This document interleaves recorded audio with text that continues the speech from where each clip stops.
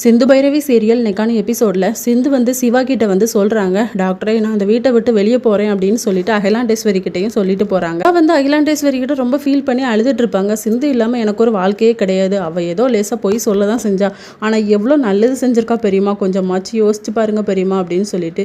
சிந்து வந்து உனக்கு பொண்டாட்டி மட்டும் இல்லைடா, அவள் உனக்கு இன்னொரு அம்மா மாதிரி, அவள் கூட நீ சேர்ந்து வாழுப்போ, எங்கே இருந்தாலும் கூட்டிகிட்டு வா அப்படின்னு சொல்லி அவரும் வெளியே வந்து தேடி பார்க்குறாரு. சிந்துவை வந்து காணோம். உடனே ஆறுமுகம் பைரவி எல்லாருமே சொல்லுவாங்க, ரொம்ப தூரம் போயிருக்க மாட்டா, நம்மளே கண்டுபிடிக்கலாம் அப்படின்னு சொல்லிட்டு ஒவ்வொரு இடமா தேடி பார்ப்பாங்க. சிந்து வந்து எங்கேயுமே கிடைக்க மாட்டாங்க.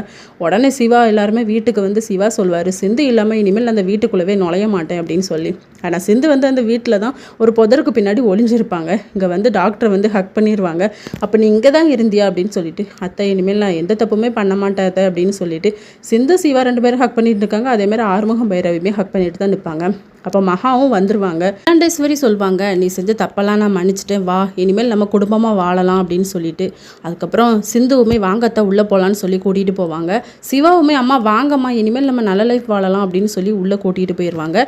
இதோட இந்த சீரியல் முடியுது.